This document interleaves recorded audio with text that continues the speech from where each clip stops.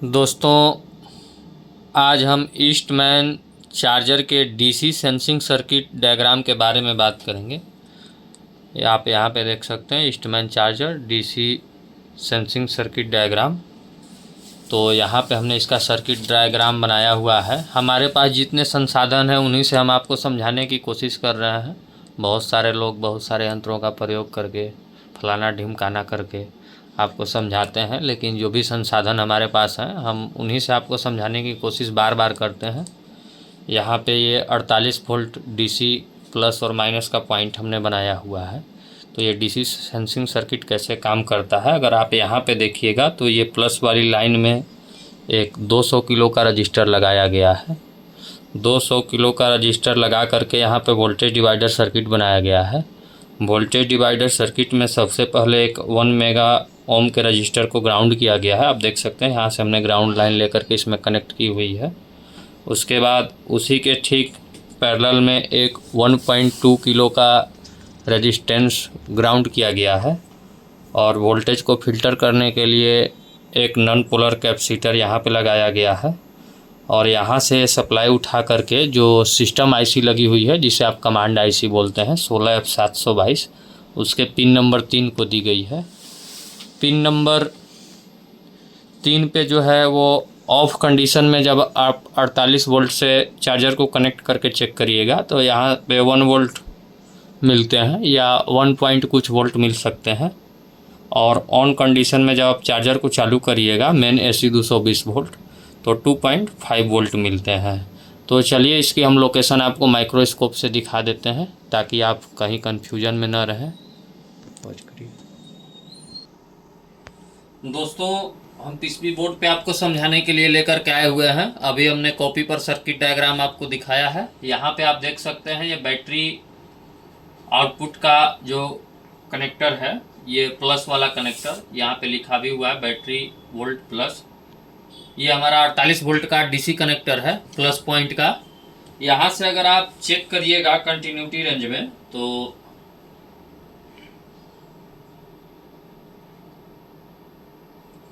ये हमारा कनेक्टर 6 के पास R103 के लोकेशन पे, लोकेशन याद रखिए R103, ये 2003 जो लिखा हुआ है ये 200 किलो का रजिस्टर है। ठीक उसके बगल वाला 8201 जो लिखा हुआ है वो 8.2 किलो का रजिस्टर है और 1004 जो लिखा हुआ है वो 1 मेगा का रजिस्टर है। हम आपको कंटिन्यूटी रेंज में चेक करके दिखा देते हैं। ये हमारा प्लस 48 वोल्ट की पॉइंट है, ये छोटी सी जो पॉइंट बनी हुई है, और इसको हम बैटरी के प्लस वाले कनेक्टर से चेक करेंगे आउटपुट में। तो ये हमारा बीप आ रहा है और यहाँ से अगर हम चेक करें मेन आईसी के पिन नंबर 3 पे तो हमें आपको बीप मिलेगा। ये हमारा पिन है 1, 2 और 3। ये 3 नंबर पे हमारा बीप मिल रहा है।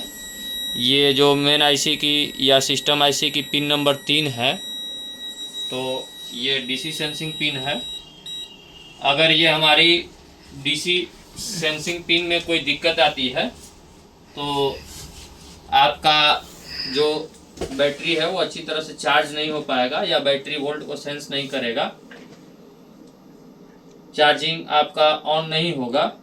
कभी कभी ये वोल्टेज जो है यहाँ पे कैपेसिटर लगे हैं इस वजह से भी ड्रॉप होने लगते हैं। तो जब भी आपका वोल्टेज ड्रॉप हो, ये तीनों रजिस्टर नया बदलने के बाद भी कभी कभी होता क्या है कि ये 3 रजिस्टर आपने नया बदल दिए, R105, R106 और ये 200 किलो वाला R103 वाला रजिस्टर, तो भी हमारे वोल्टेज प्रॉपर नहीं बन पाते हैं। तो कभी कभी ये जो नॉन पोलर कैपेसिटर आपको दिखाई दे रहा है जिसकी लोकेशन C50 है तो इसको भी निकाल के जरूर चेक करें, कभी कभी ये भी खराब हो जाता है।